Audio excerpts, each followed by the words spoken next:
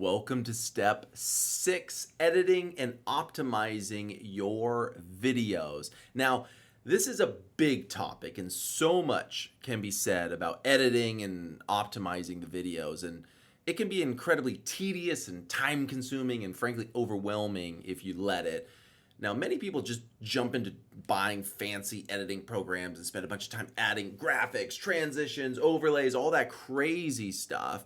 But this is the easiest way to just get overwhelmed, and it's not the right way to go about it in the beginning. And the best way to think about editing, in my opinion, is that it's more about what you remove, not about what you add. So if you think about editing, it's mainly about removing mistakes, removing all the stuff that you don't want, and not so much about editing the other stuff, because you could spend days upon days or weeks editing videos and all that stuff if you keep focusing on adding. Think about removing.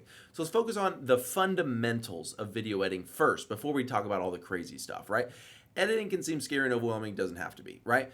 Think of editing as improving the video and the process of making it how you'd like. You'd be surprised at how much work can be done in post, right? Now, it's important to remember that you can make magic with editing, at least as a beginner. Hollywood producers absolutely can, but that's not us, right? You should focus on the most important aspects, and for the purposes of producing real estate videos specifically, right? There's really 4 things we're going to talk about. Number 1, cutting out mistakes. Number 2, combining clips together into one video, meaning you took a bunch of different shots, whether it's different rooms that you're doing a walkthrough in or whatnot, combining them into one. Doing minor corrections of improper lighting, like you can do filters or simplistic things like that. And making your videos shorter, to the point, and more engaging, kind of choppier, or jump cuts as they call them, right?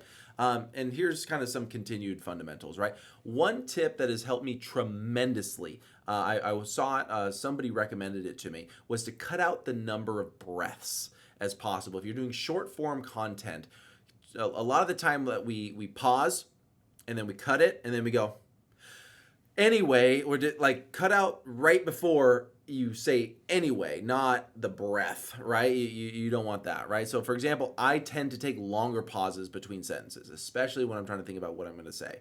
I do that because I'm trying to cut out the uhs, the ums. That's a secret in case you say a lot of ums or filler words. Get comfortable with pauses. Get comfortable with silence. While editing, I will shorten the clip until I see my mouth open, right? So if I'm on the little editing screen, I'll bring the thing over until I go, and then I say that's where I'm stopping it, right? That's usually the fastest way for me to do it, right? Focus on those 4 fundamentals, right? Cutting, splicing things together, correcting minor things, and making it snappier and punchier, right? Admittedly, but embrace the learning journey and have fun with it. I promise your videos and editing skills will only get better. Putting in the reps is the only way to get good at editing, right? So start out with the native iPhone camera app for editing, believe it or not. Now, starting with that one, in the first how-to video, because down below you're going to see a number of editing clips, because I wanted to show you click by click on exactly how I view editing and the process that I go. I show you the main 4 tools. There's cutting, there's cropping, there's filters, and then there's editing the speed of a clip in case you want to do a slow-mo or a fast motion or anything like that. Now, in that video, I do click by click, but here's a couple screenshots just to kind of show you as a little preview in there.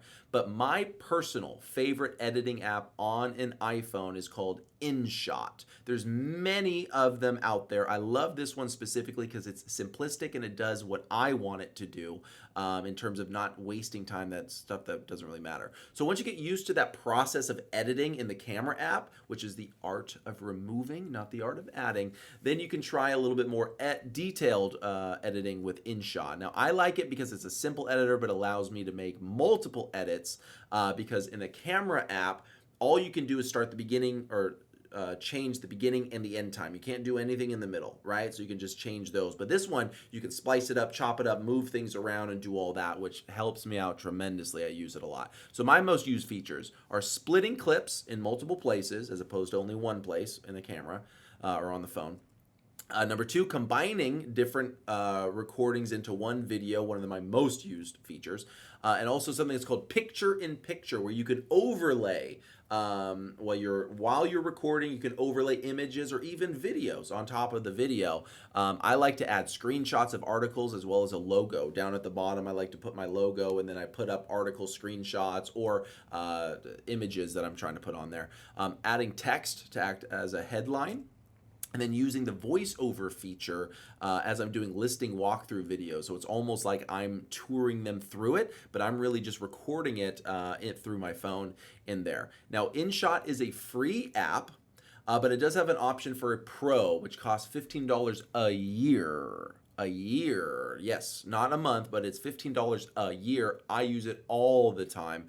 Now, the main difference between free and pro is that on the free version, you have a little watermark in the bottom right-hand corner. For me, it's worth it. You also have extra transitions and extra templates.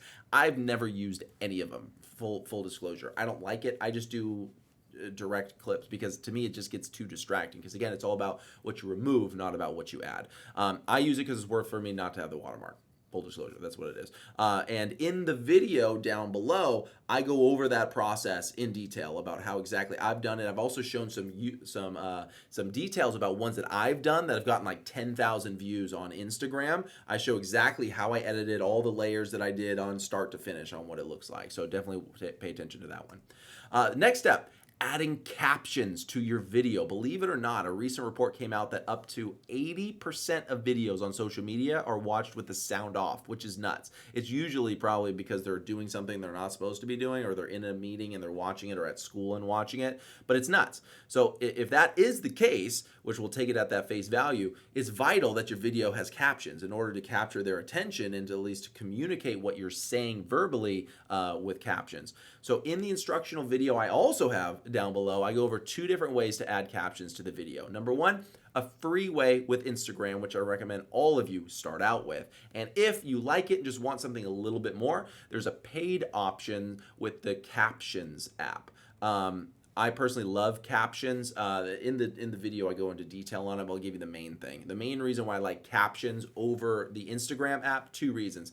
Number 1 is you have the ability to highlight words, to emphasize things, especially because if people are not listening, just like if you can read an email, you can't quite get the inflection of the email or the tonality of the email. So what you can do on this Captions app is have it accentuate with a different color on the word as it pops up. Second reason is you can also add emojis to it, which is really cool. So as it's talking about the housing market, you can have the little icon of a house pop up in there. It's just a cool little flair that kind of sets your video apart.